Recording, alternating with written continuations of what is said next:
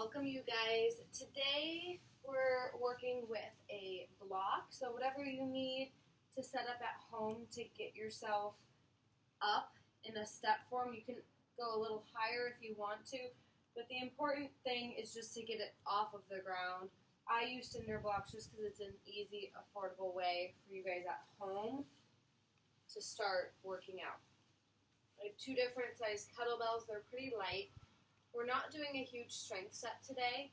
Starting with the lightest bell, we're going to just do single swings, and then we're working on twisting. So you want to rotate up, and then you'll twist it the other way and grab it. We'll go through it as we progress, but we're working on swinging, twisting, so that there's some hang time in the middle of that swing. And this is important because later on in our set today, we're not going to just be doing weights. We're going to actually work on mobilizing the wrist, the hand, the fingers, so that they stay healthy and able to hold these weights without damaging the wrist and any joints they're in. Okay? So single arm swing. Bell can be in either hand. We're going to do 10 single swings in each arm to start. So you can start with the weight down in front of you. Grab it, give it one swing, and then right arm for 10. Exhale at the top. And just work on that catch and release.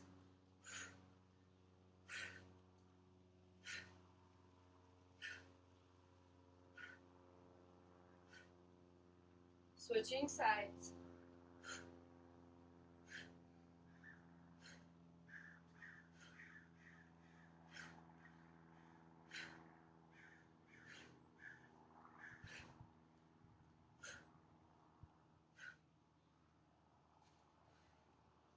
Shake it out. These are really just kettlebell tricks. You can call this our Halloween class, trick or treats. But really it's about getting into a space where it's not always about making gains and lifting heavy weight. Sometimes it's fun just to grab a weight and start to really play with it, and how can I improve my mechanics, and just moving with a little bit more rhythm with your weight helps you to flow more easily with a run, with a bike, with a swim. Be creative and be inspired to do things differently or to just have fun with it. So right hand, we're going to be flipping the bell, rotating it counterclockwise. Okay? So I'm going to start with my logo on top, and then I'll be flipping it in and back out, in and back out. Okay? Here we go.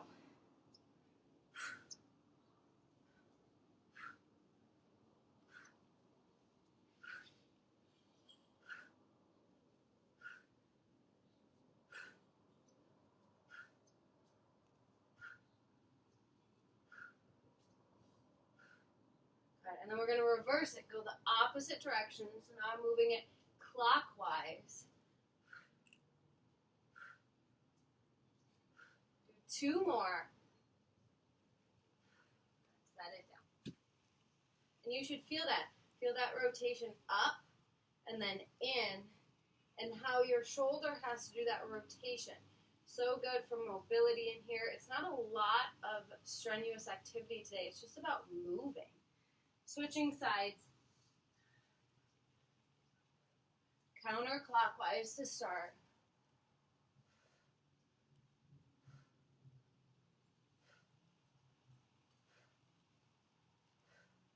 One more, and then we're going to reverse it, go the opposite direction.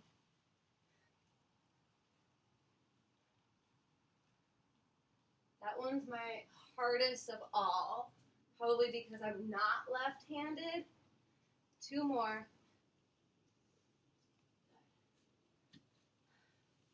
So that's the set. The last part of the single arm swing today, and this is all part of exercise 1, is to do right arm twist, left arm twist. And I'm not going to give you a lot of direction, just sort of start to feel the shift And then you'll notice which way you naturally go, and then we'll try to reverse that and do it the other way. So swing the bell. Right hand, flip to left hand, flip to right, flip to left.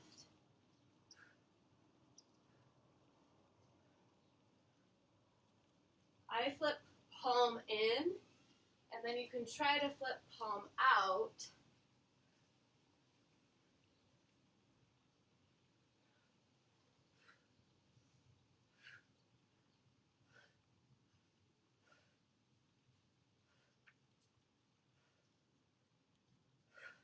Two more. And set it down. Second part today, and this is why we have two weights, is we're going to start with the weight in right hand, and then we're stepping up left foot. Step up with an overhead press all the way down. Press it up, pull it down. So you're pushing to the left and then feeling that transition laterally across. So you're working that right arm up.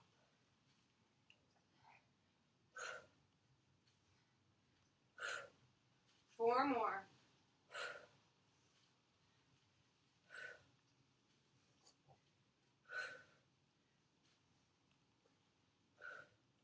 We'll switch and do the other side. And then we're going to jump up and weight if you're ready.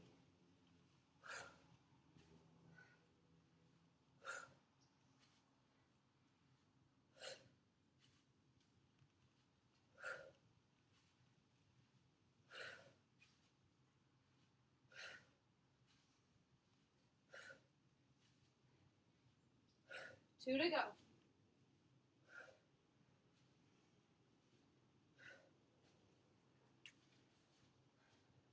That should feel easy compared to when we jump up. That's a little bit of a warm-up. You should definitely feel a side that is tougher. For me, it's the press. It's not so much the step up drive, but it's just going to depend. We don't want to always work right side, right side, right side, right side, left side, left side. I want to work right to left and left to right. And really work on that torque angle of twisting and connecting those strengths side to side. So, here we go. Left foot up, bells in the right hand, press it up. We're doing 10 of these.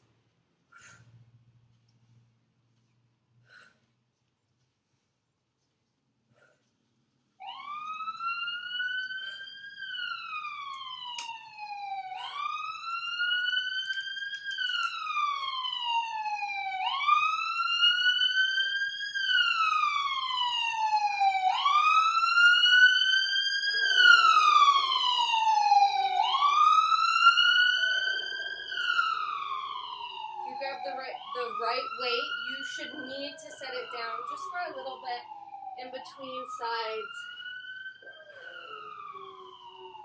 When we had the lighter weight, it should have felt like you could have connected them side to side, and we did.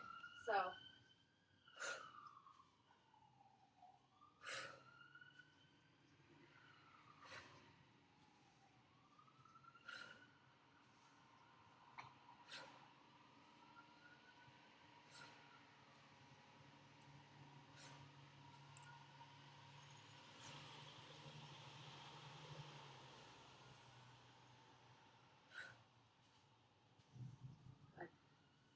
we're going to add a little bonus round to that. Whatever side felt a little funky, a little off, a little weak, we're going to do that side one more time. Just that side. 10 more. Grab the bell.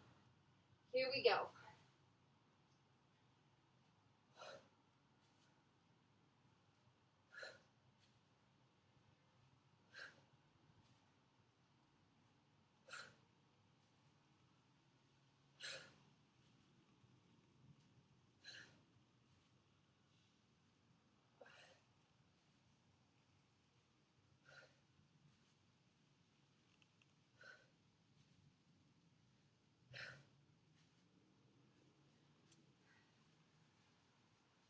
Exercise 3 today. We're coming up onto the block. And you're going to start with 0 weight. I want you to come into that deadlift position. And this is more for people that are very flexible. Even if you're not flexible, it is a good drill to practice of trying to reach your hands past where the floor should be and then coming up, up. So we're going to do a 2-lift deadlift to stand. Starting with that heavier weight. So we're only doing 10 with the heavier weight. And you can start it at any height. And you're lifting up, up, back down, up. Number 3.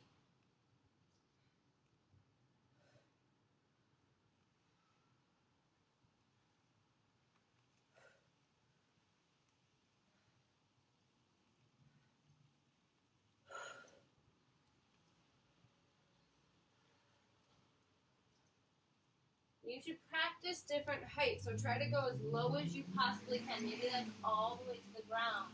Come up, up. And make sure there's 0 strain on the back.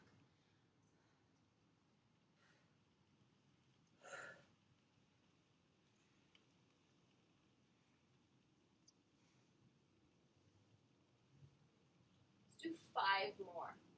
Up. I know I'm being very abstract with numbers today, and that's good. I want to make sure you guys are getting enough work in.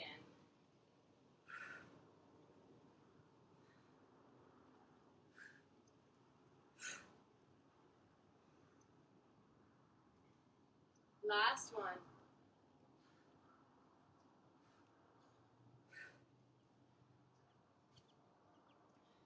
So exercise 3 goes into exercise 4.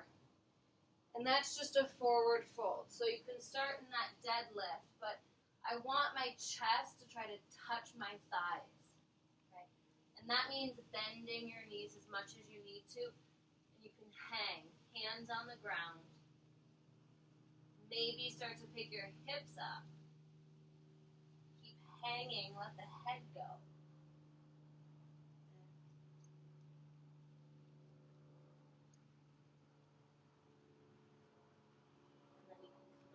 And you can start with a lighter weight for this, but the thing with stretching is you have to use strength in order to really work on that flexibility angle, especially for men, but even with my very flexible female students, I want them to engage the opposite muscle because that ensures that you're actually stretching the muscle and not just the ligaments that attach to the bone. So we're going to grab the weight, and I'm going for a straighter leg here so that I'm not on the ground because I can touch the ground here. You want to make sure you're hanging and then working on straightening those legs and folding down. And if you need more height, you just stack your blocks. If you need less height, go on the ground. But the goal is to get high enough where there is some hang there and that's your stretch. And this just feels so good.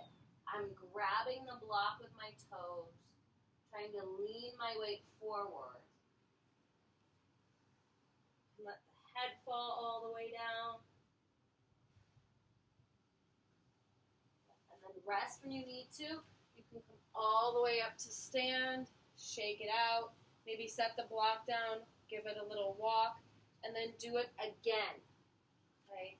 It's not enough to just stretch once for 30 seconds. Try to keep stretching until you are getting the result you desire to get. Okay? The last part, here they are, is our hands. And I chose to do this because with kettlebells, there's a lot of gripping, okay? And I've actually struggled in the past with cysts in in my wrist, and it actually went away because I started rolling with the ball. So you want to be on a firm surface, and you can get any ball. I use the yoga tune-up balls, but you can go online and get like a soft lacrosse ball. The very dense lacrosse balls are a little too hard to start with. You want to start with something that has a little bit of give. So I'm pushing down on the ball, and then taking my other hand, interlacing the fingers, and I just want to roll a little bit side to side on the hand. And everyone's going to feel a little different. You might want to stand up or be on your knees and just do it on the ground. But I'm moving that ball throughout the entire area of my palm, avoiding the fingers. And I really like this side, the heel of the hand on the pinky edge. I try to really get in there.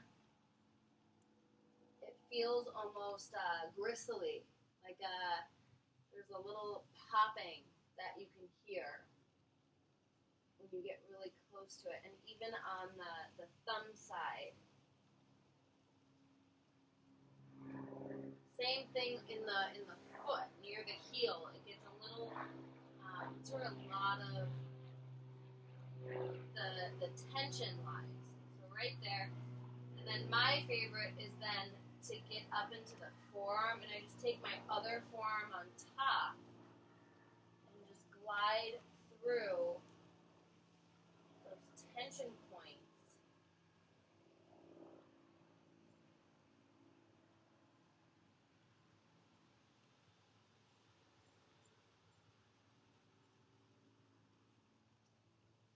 And then I have a little bit denser ball. This is a Rogue Supernova. This is the little guy. And it has these little pricks in it so I can get a little deeper into the fascia wherever I'm at.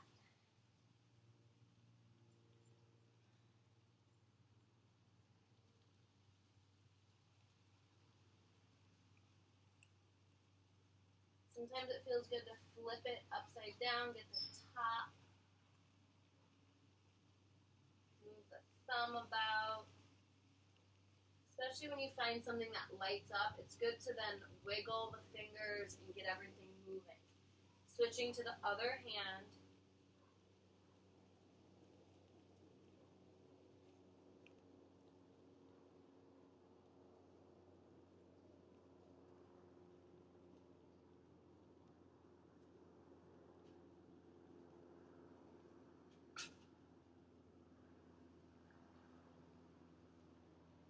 This is not an everyday activity. I do this probably once a week. If there's something popping up or I feel really tense or tight or sore through my forearm or into the hands, then I will go through it maybe 3 times a week.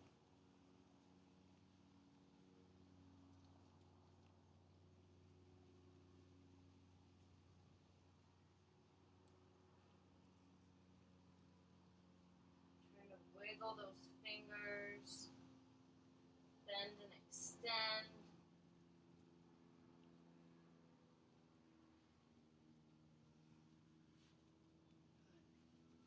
I'll put the link to where you guys can buy these on the description below the video, but I hope you guys enjoy this. I want to start giving you guys a little bit more stretching and recovery, especially if you're watching this when they get published. We're in off-season now with triathlon. Even some of the cyclists are still in off-season. So it's important that you really start to develop your recovery.